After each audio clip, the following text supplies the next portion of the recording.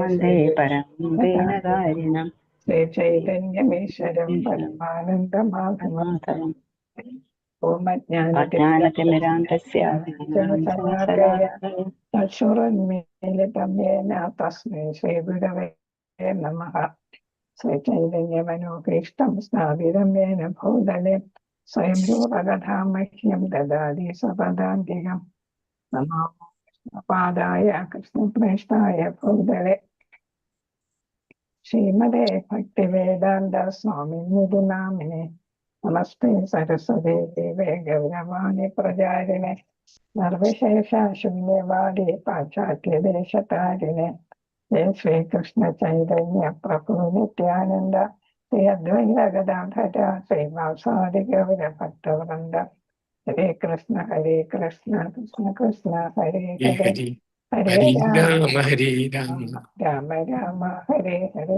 ഹരേ Krishna. Shri Sreeradha ഗൗതമന്റെ റിസ്മോൺ മംഗലാപുരത്തിന്റെ short Bhagavatam ക്ലാസ്സിലേക്ക് എല്ലാവർക്കും സ്വാഗതം. ഹരേ കൃഷ്ണ. ഹരേ കൃഷ്ണ മാതാജി. ഹരേ കൃഷ്ണ മാതാജി.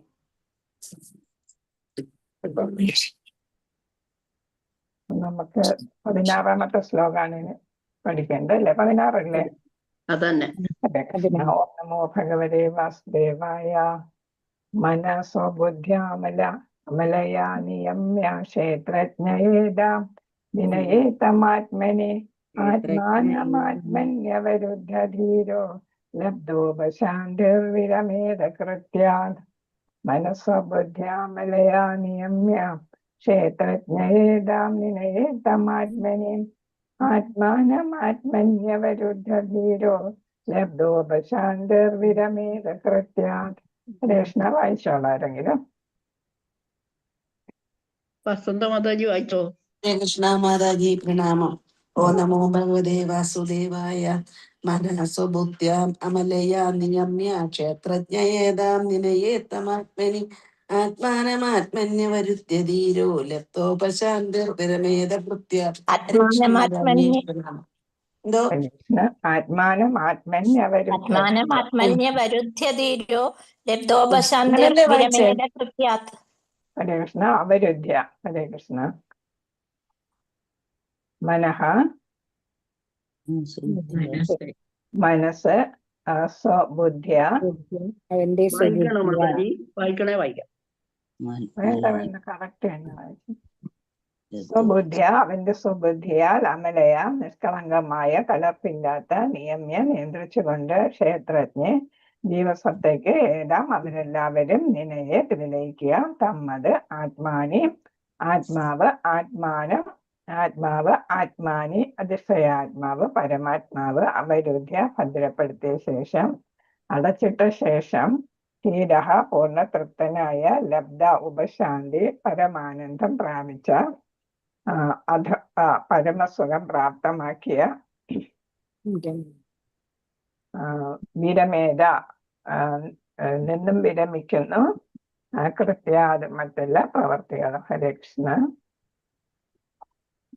വിവർത്തനം ഭാവാർത്ഥ ശീല പ്രഭാതർക്ക് ജയ. അനന്തര യോഗി തന്റെ ദോഷനിർമുക്തമായ ബുദ്ധിയ സ്വമനസ്സിനെ ജീവസത്തയിലേക്കും പിന്നെ ജീവസത്തയെ പരമാത്മാവിലേക്കും വിലയിക്കണം. ഇപ്രകാരം പ്രവർത്തിക്കയാൽ പൂർണ്ണ തൃപ്തനായ ജീവസത്ത സംതൃപ്തിയുടെ പരമാവസ്ഥയിൽ സ്ഥിതനായി തീരും. അപ്രകാരം എല്ലാ കർമ്മങ്ങളിൽ നിന്ന് യോഗി വിരമിക്കും. അപ്പൊ ഇവിടെ നമ്മൾ ഈ ശ്ലോകത്തില് പഠിക്കുന്നത് കൃഷ്ണ എങ്ങനെയാണ് ജീവസത്ത പിന്നെ എന്ത് ചെയ്യുന്നത്.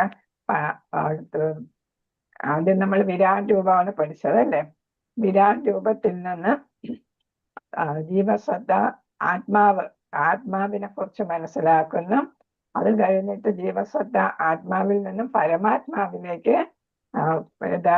പരമാത്മാവിനെ ഉൾക്കൊള്ളാനായിട്ട് ശ്രമിക്കുന്നുണ്ട്. അത് കഴിഞ്ഞ് പരമാത്മാവില് അങ്ങനെ നിലയ്ക്കാനായിട്ട് സാധിച്ചാല് ആ അവസ്ഥയിൽ എത്തിച്ചേരാനായിട്ട് സാധിച്ചാല് ആ അവസ്ഥയിൽ സംതൃപ്തിയുടെ പരമാവസ്ഥയിൽ സ്ഥിതമായിട്ട് തീരും. എന്ന് വെച്ചാൽ അവിടെ ആ അവസ്ഥയിൽ നിലനിൽക്കാനായിട്ട് സാധിക്കും. അങ്ങനെ വരുമ്പോ എല്ലാ കർമ്മങ്ങളിൽ നിന്നും യോഗി വിരമിക്കും. അപ്പൊ നമ്മൾ അഷ്ടാംഗ മാർഗയില് യമത്തില് കുറെ കാര്യങ്ങൾ പഠിക്കുന്നുണ്ട്, നിയമത്തില് കുറെ കാര്യങ്ങൾ, അതെല്ലാം കർമ്മം പിന്നെ അത് കർമ്മയോഗയായിട്ട് മാറും.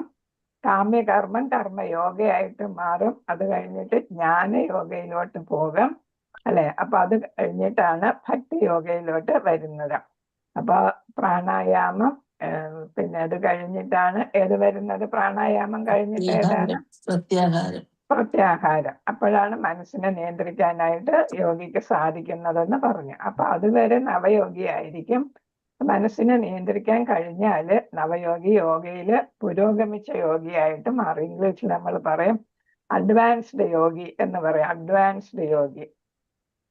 മറ്റേതാണ് തുടക്കക്കാരൻ, നവയോഗിയായിരുന്നു അല്ലെ. ഇപ്പൊ മനസ്സിനെ നിയന്ത്രിക്കാൻ സാധിച്ചപ്പോ നവയോഗി ആരായിട്ട് മാറുന്നു? ആധ്യാത്മികമായിട്ട് ഉയർന്ന അല്ലെ അഡ്വാൻസ്ഡ് യോഗിയായിട്ട് മാറും. അഡ്വാൻസ്ഡ് യോഗിയായിട്ട് മാറുമ്പോഴാണ് ആത്മാവിനെ, മനസ്സിനെ ഇന്ദ്രിയങ്ങളിൽ നിന്നെല്ലാം പിൻവലിച്ച് ആത്മാവിലേക്ക് മനസ്സിനെ കൊണ്ടുപോകുന്നു. അങ്ങനെ ആത്മാവിനെ മനസ്സിലാക്കാനായിട്ട് സാധിക്കുന്നു. ക്രമേണ ആത്മാവിന്റെ കൂടെയുള്ള പരമാത്മാവിനെ മനസ്സിലാക്കാനായിട്ട് ആ യോഗിക്ക് സാധിക്കുന്നു എന്നാണ്. അപ്പൊ ആ അവസ്ഥയിലെത്തുമ്പോ ആ യോഗിക്ക് എന്താണ്? പരമാത്മാവിൽ സ്ഥിരമായിട്ട് നിൽക്കാനായിട്ട് സാധിക്കാം. അങ്ങനെ വരുമ്പോ കാമ്യകർമ്മകളും കർമ്മയോഗയും എല്ലാം മറക്കുന്നു യോഗി അല്ലെ. ജ്ഞാനയോഗയും എല്ലാം കഴിഞ്ഞിട്ട് യോഗി ഈ ഉന്നത അവസ്ഥയിലെത്തുന്നു. അവിടെ യോഗി പിന്നീട് എന്താണ്? ധ്യാനത്തിൽ നിരതനാകുമ്പോഴാണ് ഭക്തി യോഗയിലോട്ട്, ഭഗവാനെ പ്രാപിക്കാനുള്ള യോഗയിലോട്ട് അല്ലെ ബന്ധം സ്ഥാപിക്കാനായിട്ട് ശ്രമിക്കുന്നു. യോഗ എന്ന് പറയുമ്പോൾ ബന്ധം സ്ഥാപിക്കുക അല്ലെ. അങ്ങനെയാണ് യോഗിയുടെ ക്രമേണ നവയോഗി ക്രമേണ ഉയർന്നു വരുന്ന കാര്യമാണ് ഇവിടെ പറയുന്നത്. ഇപ്പൊ 15-ാമത്തെ ശ്ലോകം മുതൽ 21-ാമത്തെ ശ്ലോകം വരെ അത് നമ്മൾ എന്താണ്? സാധന ചെയ്യുന്നു. സാധന ചെയ്ത് ഏതിലോട്ട് വരുന്നു? അഡ്വാൻസ്ഡ് യോഗി ആയിട്ട് മാറുന്നു. അങ്ങനെ അപ്പൊ ആ അഡ്വാൻസ്ഡ് യോഗി ആയിട്ട് മാറുന്നത് ക്രമേണയാണ് അത് മാറുന്നത് അല്ലെ. ആ അവസ്ഥയെക്കുറിച്ചാണ് 21-ാം ശ്ലോകം വരെയുള്ളത് പറയുന്നത്.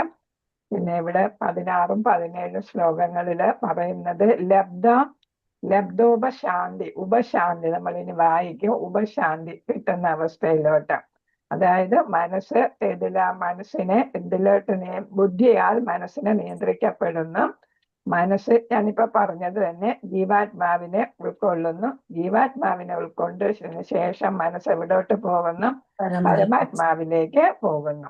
അങ്ങനെ വരുമ്പോഴാണ് ഈ ഭൗതിക ജീവിതത്തിൽ നിന്നുള്ള എല്ലാത്തിൽ നിന്നുള്ള വിടുതൽ അല്ലെ, ഭൗതിക ലോകത്തിൽ നിന്നുള്ള ഭൗതിക ജീവിതത്തിൽ നിന്നുള്ള വിടുതൽ നേടാനായിട്ട് ആ യോഗിക്ക് സാധിക്കുന്നു. അങ്ങനെ വരുമ്പോ ഇത് നമ്മൾ പഠിക്കാൻ പോകുന്നു. കാലത്തിനും ദേവതമാർക്കും ഗുണങ്ങൾക്കും പിന്നെ മിഥ്യ അഹങ്കാരത്തിനും ഭൗതിക പ്രപഞ്ചത്തിനും ഒന്നും സ്വാധീനം ചെലുത്താൻ പറ്റാത്ത ഒരു ഉന്നത തലത്തിലേക്ക് യോഗി എത്തപ്പെടും. അതിനാണ് നമ്മൾ എന്താണ്? യോഗയിൽ മുന്നേറിയ അല്ലെ യോഗി, അഡ്വാൻസ്ഡ് യോഗി എന്ന് നമ്മൾ പറയുന്നത്. അപ്പോഴാണ് ഏത് വരുന്നത്? ലബ്ധോ ഉപശാന്തി വരുന്നത്, കിട്ടുന്നത് അപ്പോഴാണ്.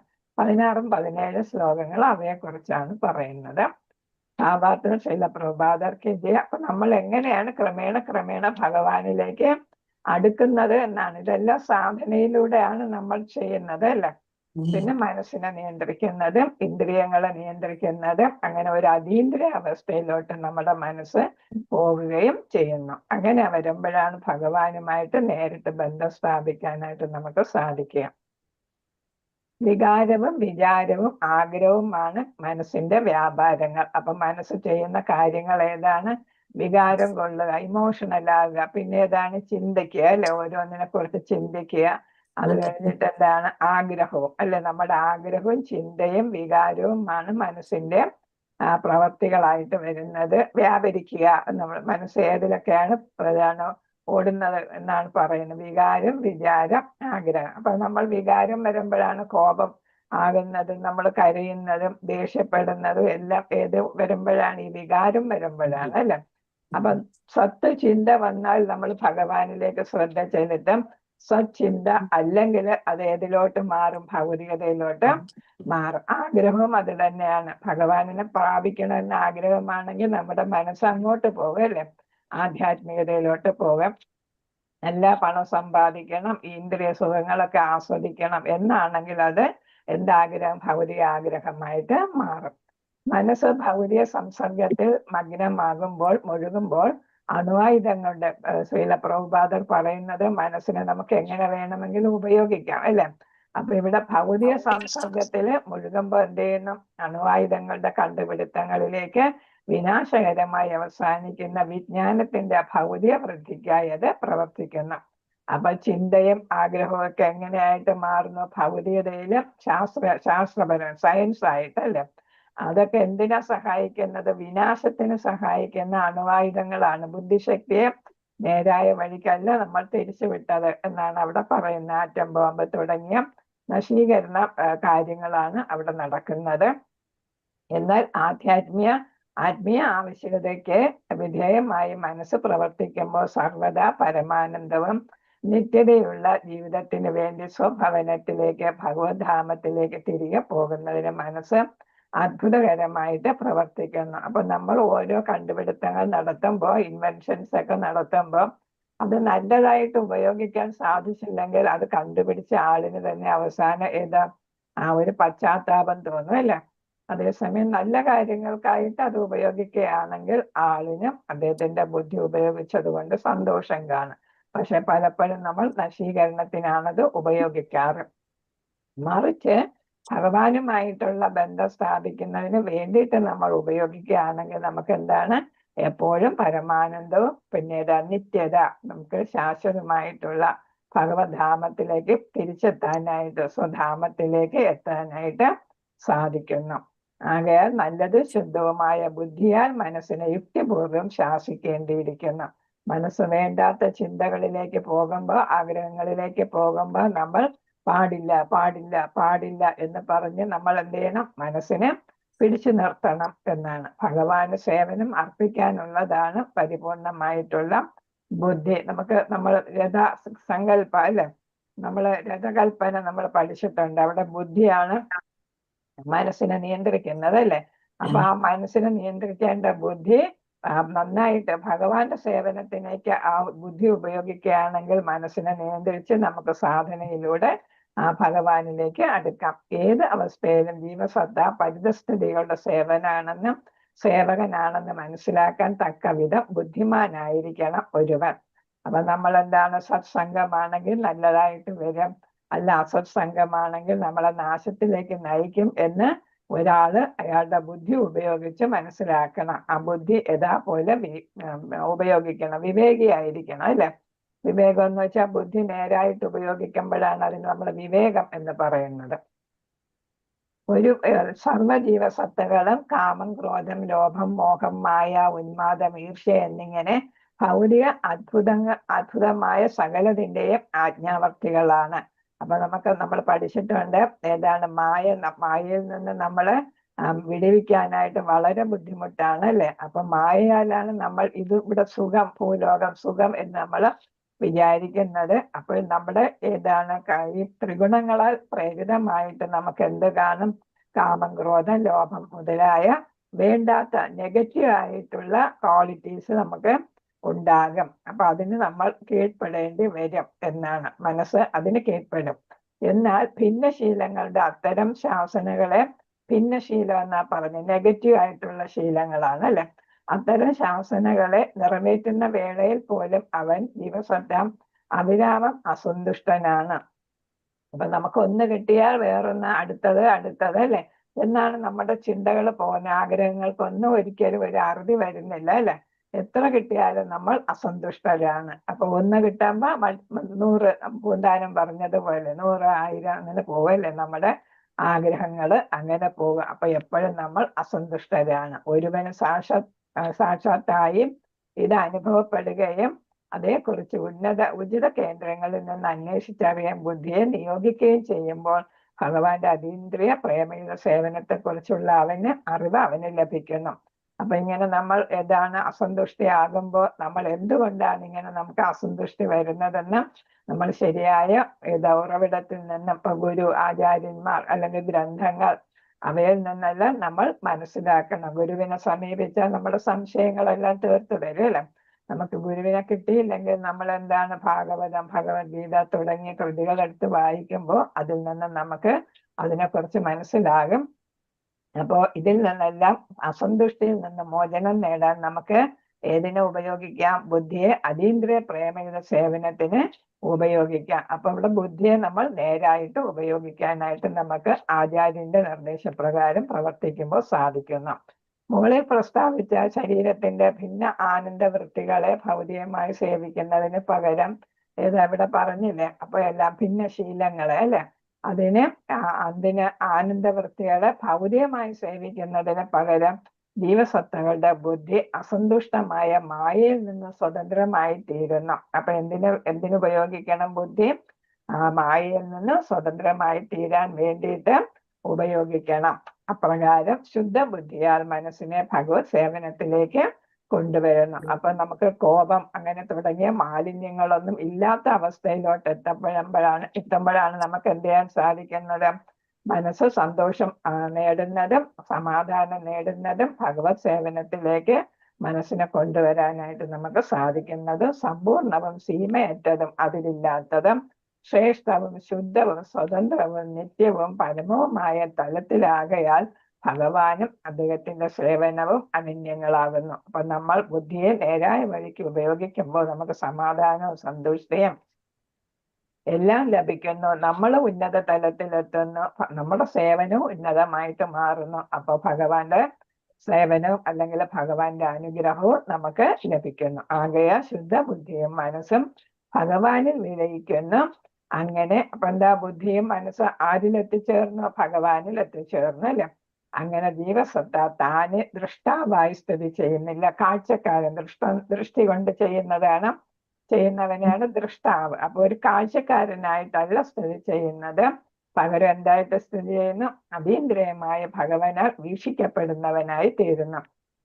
ആചാര്യന്മാർ പറയുന്നത് നമ്മൾ ക്ഷേത്രത്തിൽ പോകുമ്പോഴോ അല്ലെങ്കിൽ മംഗളാരതിക്ക് നമ്മൾ തൊഴുമ്പോഴോ അത് കാണുമ്പോഴോ ഒക്കെ നമ്മൾ ഭഗവാനെ കണ്ടില്ലെങ്കിലും നമ്മൾ ചിലപ്പോൾ അങ്ങോട്ടും ഇങ്ങോട്ടും ആരൊക്കെയാണ് തൊഴുന്നത് എന്നൊക്കെ നോക്കിയായിരിക്കും നിൽക്കുന്നത് അല്ലെ.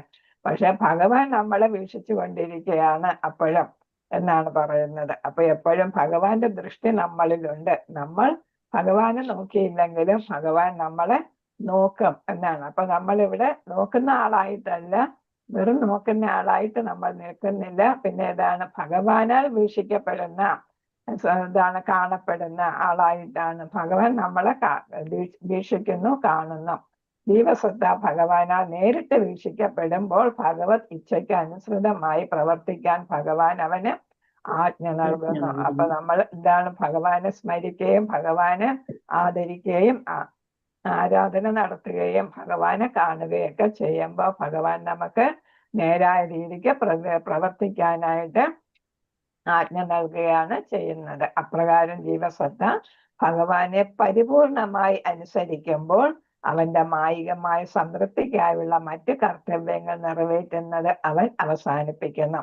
അപ്പൊ ഭൗതികമായിട്ടുള്ള പ്രവർത്തനങ്ങൾ, കാമക്രോധ മോഹലോഭാദികൾക്കെല്ലാം ഇടയാകുന്ന പ്രവർത്തനങ്ങൾ എന്ത് ചെയ്യുന്നു? അങ്ങനത്തെ ആഗ്രഹങ്ങളെല്ലാം ഉപേക്ഷിച്ച് മനസ്സ് ശുദ്ധമായി ഭഗവാന്റെ സംതൃപ്തിക്ക് വേണ്ടിയിട്ടുള്ള കർത്തവ്യങ്ങൾ മാത്രം നിറവേറ്റുന്നു. ജീവസത്തയുടെ ഈ അമലം എന്ന് വെച്ചാല് എന്തില്ലാത്ത, മാലിന്യമില്ലാത്ത, അതായത് മലം എന്ന് വെച്ചാൽ മാലിന്യം, അമലം എന്ന് വെച്ചാൽ മാലിന്യരഹിതമായ ശുദ്ധ അവസ്ഥയിൽ അവൻ പരിപൂർണനായ പരമാനന്ദ പദവി പ്രാപ്തമാക്കുകയും ലബ്ധോപശാന്തി, ഞാൻ പറഞ്ഞ വാക്ക് ലബ്ധോപശാന്തി, സർവഭൗതിക അഭിലാഷങ്ങൾക്കും വിരാമമിടുകയും ചെയ്യുന്നു. അപ്പൊ എന്താണ്? അപ്പൊ എന്ത് കിട്ടുന്നു? പരമാനന്ദ പ്രാപ്തി, പദവി പ്രാപ്തമാകുന്നു. അതാണ് ലബ്ധോപശാന്തി അല്ലെ. അപ്പൊ നമുക്ക് പരമാനന്ദ പദവി ലഭിക്കാനായിട്ട് ഇടയാകും. അതായത് നമുക്ക് ഭഗവത് ധാമത്തിലേക്ക് എത്താനുള്ള വഴി നമുക്ക് തുറന്നു കിട്ടുകയാണ് ചെയ്യുന്നത്. അങ്ങനെ വരുമ്പോ നമ്മൾ എന്ത് ചെയ്യുന്നു? ഭൗതിക അഭിലാഷങ്ങൾക്കെല്ലാം എന്താണ്? ബൈ പറയുകയും ചെയ്യും അല്ലെ. അപ്പൊ അതെല്ലാം നമ്മൾ അവസാനിക്കുകയും ചെയ്യുന്നു. മനസ്സിലാകുന്നുണ്ടല്ലോ അല്ലെ? ഹരേ കൃഷ്ണ. മാതാജി, ലബ്ധോപശാന്തി പരമാനന്ദം അനുഭവിക്കുന്നു. അതെ, പരമാനന്ദ പദവി പ്രാപ്തമാക്കുന്നതിനാണ്. ലബ്ധം എന്ന് വെച്ചാൽ കിട്ടുക എന്നല്ലേ, പ്രാപ്തമാക്കുക എന്നാണ്. ലബ്ധോപശാന്തി എന്നാണ്. അപ്പൊ പരമാനന്ദ പ്രാപ്തി നമുക്ക് കിട്ടാനായിട്ട് അത് സഹായിക്കുന്നു എന്നാണ് ഇവിടെ പറയുന്നത്. ലബ്ധോപശാന്തി, ആ അവസ്ഥയിലോട്ട് നമ്മൾ എത്തിച്ചേരുന്നു. അതായത് മനസ്സിനെ നിയന്ത്രിക്കാനും നമ്മുടെ ബുദ്ധിക്ക് കീഴ്പ്പെട്ട് ജീവാത്മാവിനെ മനസ്സിലാക്കി പരമാത്മാവിനെ ധ്യാനിച്ച് നമ്മൾ ഈ ഭൗതിക അവസ്ഥയിൽ നിന്ന്, ഭൗതിക ജീവിതത്തിൽ നിന്ന് മോചനം നേടുന്ന ആ ഒരു അവസ്ഥയായിട്ടാണ് ഏതായിട്ട് പറയുന്നത്, ലബ്ധോപശാന്തിയായിട്ട്. ഒരുമിച്ച് പറയുമ്പോൾ ലബ്ധോപശാന്തിയായിട്ട് പറയുന്നത്. അതായത് നമ്മൾ ഈ ഭൗതിക ജീവിതത്തിൽ നിന്ന് എന്നേക്കും വിട പറയുകയാണ് ചെയ്യുന്നത്. അതായത് പരിപൂർണമായ പരമാനന്ദ പദവി പ്രാപ്തമാക്കുക, അല്ലെ? അപ്പോഴല്ലേ നമുക്ക് വിട പറയാൻ പറ്റൂ. എന്നേക്കുമായിട്ട് നമ്മൾ വിട പറയുമ്പോൾ പരിപൂർണമായ പരമാനന്ദ പദവി നമുക്ക് പ്രാപ്തമാക്കാനായിട്ട് സാധിക്കുമ്പോൾ നമ്മൾ എന്ത് ചെയ്യുന്നു? എല്ലാവിധ ഭൗതിക അഭിലാഷങ്ങളും ആഗ്രഹങ്ങളും ഇല്ലാതാക്കുന്നു. അതിനെല്ലാം അവസാനം ഇടുകയും ചെയ്യുന്നു. വിരാമം എന്നിട്ട് അവസാനിപ്പിക്കുക. ഹരേ കൃഷ്ണ. ഓം നമോ ഭഗവതേ വാസുദേവായ. ശ്ലോകം 17. നയത്ര കാലോ അനിമിഷാം പരപ്രഭു കുതോനുദേവ ജഗദാമയ ഈശിവേ നയത്ര സത്വം ന രജസ്തമശ്ച ന വൈവികാരോ ന മഹാൻ പ്രധാനം നയത്ര കാലോ അനിമിഷാം പരപ്രഭു കുതോനുദേവ ജഗദാമയ ഈശിവേ നയത്ര സത്വം ന രജസ്തമശ്ച ന വൈവികാരോ ന മഹാൻ പ്രധാനം. ഒരാൾ വായിച്ചോളൂ. ഹരേ കൃഷ്ണ. ഹരേ കൃഷ്ണ. പ്രഭു വായിച്ചോളൂ. ഓം നമോ ഭഗവതേ വാസുദേവായ. നയത്ര കാലോ അനിമിഷാം പരപ്രഭുഃ കൃതോനുദേവ ജഗതാംയ ഈശ്വരീ നയത്ര തത്വം ന രജസ്തമശ്ച ന വൈവികാരോ ന മഹാൻ പ്രധാനം. ഹരേ കൃഷ്ണ. ഹരേ കൃഷ്ണ. അല്ല എത്ര ഏതിൽ കാലഹ കാലം അനിമിഷാം സ്വർഗദേവന്മാരുടെ പരശ്രേഷ്ഠൻ പ്രഭുഹോ നിയന്താവ് കുതഹ അവിടെ എവിടെയാകുന്നു? തീർച്ചയായും ദേവന്മാർ. ഇത് ജഗദാം എന്നാണ്. ഇവിടെ തിരിച്ച അക്ഷരം അങ്ങോട്ടേക്ക് മാറിപ്പോയതാണ്. ജഗദാം ഐഹിക സൃഷ്ടികൾ. ഐഹിക എന്ന് വെച്ചാൽ ഈ ഭൗതികമായിട്ടുള്ള ഈ ഇഹലോക എന്നാണ്. ഈ ലോകം, ഇഹലോകം നമ്മൾ പറയത്തില്ലേ? അപ്പൊ അതാണ് ഐഹിക സൃഷ്ടികൾ. ഈ ലോകത്തുള്ള സൃഷ്ടികൾ പരിണാമം, രൂപാന്തര പരിണാമം, മാറ്റങ്ങൾ, രൂപാന്തരം ഇവല്യൂഷണറി എന്ന് നമ്മൾ പറയും. ഇല്ല മഹാൻ സാംസ്കാരിക കാരണസാഗരം പ്രധാന ഭൗതിക സൃഷ്ടി വിവർത്തനം ഭാവാർത്ഥം ശിലപ്രഭാതയ്ക്ക് ഐഹിക ജീവികളുടെ, അതായത് ഈ ഭൗതിക ലോകത്തുള്ള ജീവികളുടെ, ഈ ലോകത്തുള്ള ജീവികളുടെ ഭൗതിക ആധ്യാത്മികമല്ലാത്ത ജീവികളുടെ മേൽ അതീശത്വമുള്ള ദേവന്മാരെ പോലും നിയന്ത്രിക്കുന്ന സർവസംഹാരിയായ കാലത്തിനും ഉപശാന്തിയാകുന്ന ആ ആത്മജ്ഞാനപരമായ അവസ്ഥയിൽ പരമാധികാരം അഥവാ ശ്രേഷ്ഠത ഇല്ല. അങ്ങനെയെങ്കിൽ പിന്നെ ദേവന്മാരുടെ കാര്യം പറയേണ്ടതുണ്ട്. ഭൗതിക സത്വഗുണമോ രജസോ തമസോ മിഥ്യാഹംബോധമോ സംസാര സാഗരമോ ഭൗതിക പ്രകൃതിയോ ഒന്നും അവിടെ ഇല്ല. അപ്പൊ ഇവിടെ പറയുന്നത് നമ്മൾ ഈ അവസ്ഥയില് കൊണ്ട് എത്തിച്ചേർന്ന് കഴിയുമ്പോൾ നമുക്ക് എന്താണ് പിന്നെ കാലം, അതേപോലെ ത്രിഗുണങ്ങൾ, അല്ലെ? കാലം, ദേവന്മാർ, ത്രിഗുണങ്ങൾ, ഇവരുടെ ഒന്നും സ്വാധീനം നമ്മളിൽ കാണത്തില്ല. ഇപ്പൊ ത്രിഗുണങ്ങളുടെ സ്വാധീനം കാണത്തില്ല, ദേവന്മാരുടെ സ്വാധീനം കാണത്തില്ല, കാലത്തിന്റെ സ്വാധീനം. നമുക്ക് കാലമാണ് നമുക്ക് ഭൂതം, ഭാവി, അല്ലെ?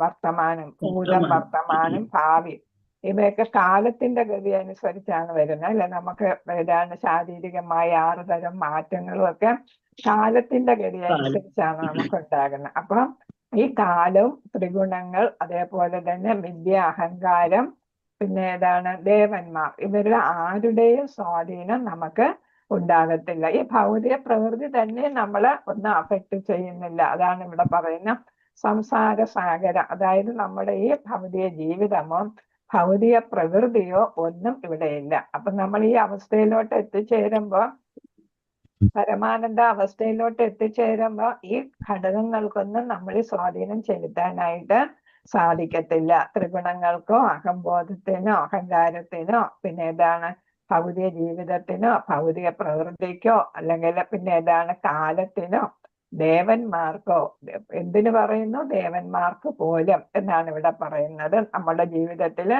ഓരോ കാര്യങ്ങൾ ചെയ്യുന്നത് ആരാണ്? ദേവന്മാരെയാണ് അവരെ ഏൽപ്പിച്ചിരിക്കുന്നത് അല്ലെ ഭഗവാൻ.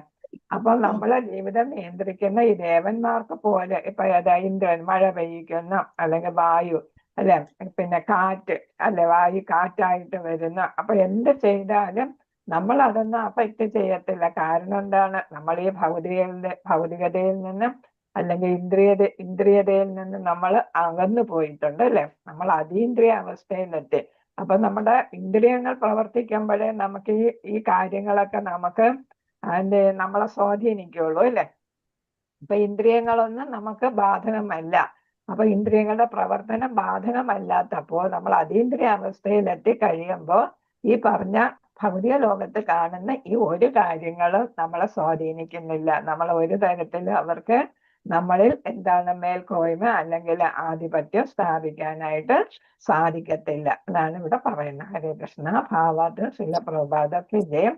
ഭൂതം വർത്തമാനം ഭാവി എന്നിവയുടെ ആവിഷ്കരണത്തിലൂടെ സ്വർഗദേവന്മാരെ പോലും അടക്കി ഭരിക്കുന്ന സർവസംഹാരിയായ കാലം അതീന്ദ്രിയാവസ്ഥയിൽ നിഷ്ക്രിയമാണ്. നമ്മൾ അതീന്ദ്രിയാവസ്ഥയിൽ എത്തിക്കഴിഞ്ഞാല് ഏതാണ്? എല്ലാം നശിപ്പിക്കുന്ന കാലം, പ്രളയം അല്ലെ, അവസാനത്തെ അഗ്നിപ്രളയം, ഇതൊന്നും നമ്മളെ ബാധിക്കത്തില്ല എന്നാണ്.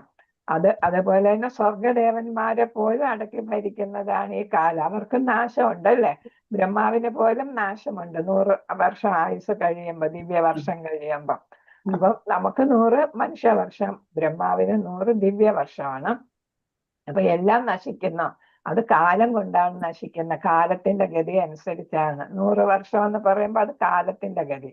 അപ്പൊ ഒരു സ്വാധീനവും നമ്മളിൽ അതീന്ദ്രിയ അവസ്ഥയിൽ എത്തിയവരിൽ ആ ആത്മാവില് എന്താണ് ചെയ്യാനായിട്ട് പറ്റത്തില്ല. കാലത്തിന്റെ സ്വാധീനം ജനനം, മരണം, വാർദ്ധക്യം, രോഗം എന്നീ ലക്ഷണങ്ങളിൽ പ്രകടമാകുന്നു. 6 തരം ചേഞ്ചസ്. അധിവാസികൾക്ക് അവിശ്വസനീയ മാമ്യതം, ആയുർദൈർഘ്യമുള്ള പരമോച്ഛ സ്ഥാനത്തെ ബ്രഹ്മലോകം വരെയുള്ള ഭൗതിക പ്രപഞ്ചത്തിന്റെ ഏത് ഭാഗത്തും അഥവാ ഭൗതിക ലോകത്തിലെ സർവ്വ ഇടങ്ങളിലെ ഭൗതിക അവസ്ഥയുടെ ഈ 4 തത്വങ്ങളും കാണപ്പെടുന്നു. ഏതാ വരുന്നത്? ജനനം, മരണം, വാർദ്ധക്യ, രോഗം എല്ലായിടത്തും ഉണ്ട്. ഏതാണ് ഏറ്റവും കൂടുതൽ ജീവിത ദൈർഘ്യമുള്ള 311.04 ട്രില്യൺ ഇയേഴ്സ് മനുഷ്യ വർഷങ്ങൾ ജീവിതകാലമുള്ള ബ്രഹ്മാവിന്റെ ലോകത്തും ബ്രഹ്മാവിന് പോലും എന്തുണ്ട്? നാശം സംഭവിക്കുന്നു. ഈ കാലത്തിന്റെ സ്വാധീനം അവരിൽ ഉണ്ടാകുന്നു എന്നാണ് പറയുന്നത്. അപ്പൊ ഈ 4 തത്വങ്ങളും എല്ലാവരെയും ബാധിക്കുന്നു, ഭൗതിക ലോകത്തുള്ള എല്ലാവരെയും. അജയ്യമായ ആർക്കും ജയിക്കാൻ പറ്റാത്ത ഈ കാലം ബ്രഹ്മദേവന് പോലും മരണം സംഭവിപ്പിക്കുന്നു. അങ്ങനെയെങ്കിൽ ഇന്ദ്രനെയും ചന്ദ്രനെയും സൂര്യനെയും വായുവിനെയും വരുണിനെയും പോലുള്ള മറ്റു ദേവന്മാരുടെ കാര്യം പറയേണ്ടതുണ്ടോ? അപ്പൊ ബ്രഹ്മാവിനേക്കാൾ കുറവ് ജീവിത ദൈർഘ്യമാണ് ആർക്കുള്ളത്? ഈ ദേവന്മാർക്കുള്ളത് അല്ലെ. ഏറ്റവും കൂടുതൽ കാലം ജീവിക്കുന്നത് ബ്രഹ്മാവാണ്. അപ്പൊ ബ്രഹ്മാവിന് പോലും മരണമുണ്ടെന്ന് പറയുമ്പോൾ പിന്നെ ഇവരുടെ കാര്യം പറയണോ? ലൗകിക ജീവസൃഷ്ടികളുടെ മേൽ ജ്യോതിശാസ്ത്ര പ്രഭാവങ്ങൾ പ്രയോഗിക്കുന്ന വിവിധ ദേവന്മാരും കാലത്തിന്റെ പ്രഭാവത്താൽ പരസ്പരരായിത്തീരുന്നു. അപ്രധാനികളായിട്ട് മാറുന്നു. അവർക്കും എതിർനാശം സംഭവിക്കുന്നു. ഭൗതിക അസ്തിത്വത്തെ ജീവസത്തകൾ സാത്താന്റെ പ്രഭാവത്തെ ഭയപ്പെടുന്നു. നമ്മൾ എന്താണ്? സാത്താൻ എന്ന് പറഞ്ഞ ഒരു നെഗറ്റീവ് ഫോഴ്സ് ആണ് അല്ലെ.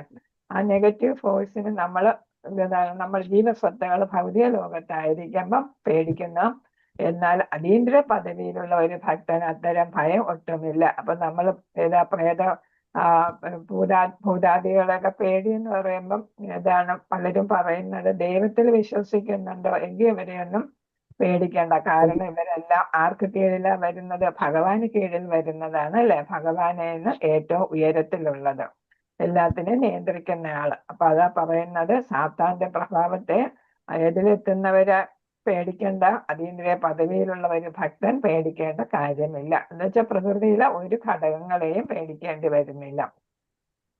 ഭൗതിക പ്രകൃതിയുടെ വിഭിന്ന ഗുണങ്ങളുടെ സ്വാധീന ശക്തിയാ ജീവസത്തകൾ അവരുടെ ഭൗതിക ശരീരത്തെ വ്യത്യസ്ത രൂപത്തിലും ഭാവത്തിലും പരിവർത്തിക്കപ്പെടുന്നു.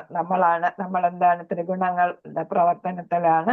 സത്വഗുണത്തിലോ രജോ തമോ ഗുണത്തിലൊക്കെ പ്രവർത്തിക്കുമ്പോഴാണ് നമുക്ക് പല പല ശരീരങ്ങൾ വീണ്ടും വീണ്ടും കിട്ടിക്കൊണ്ടിരിക്കുന്നത് അല്ലേ. ആ കാര്യമാണ് ഇവിടെ പറയുന്നത്. അപ്പൊ നമുക്ക് പല പല ശരീരങ്ങൾ ഈ ഗുണങ്ങളുടെ സ്വാധീനം. അപ്പൊ ആദ്യം കാലത്തിന്റെ പറഞ്ഞു, പിന്നെ ദേവന്മാരുടെ കാര്യം പറഞ്ഞു. ഇപ്പൊ ഇവിടെ എന്തിനെ കുറിച്ച് പറയുന്നു? ആ ഗുണങ്ങളുടെ കാര്യം പറയുന്നു അല്ലെ. അപ്പൊ നേരത്തെ ഓരോ കാര്യങ്ങൾ ഇവിടെ പറഞ്ഞിരുന്നില്ലേ ഇതില്.